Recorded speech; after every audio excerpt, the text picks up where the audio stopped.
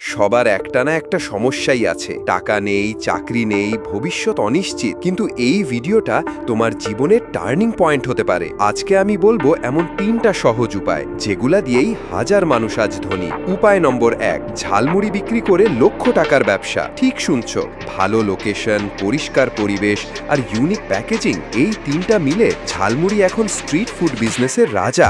যারাও শুরু করেছে তারা দিনে 2000-5000 টাকা পর্যন্ত আয় করছে। উপায় নম্বর 2, ফুচকা বিক্রি কিন্তু ব্র্যান্ডিং সহ।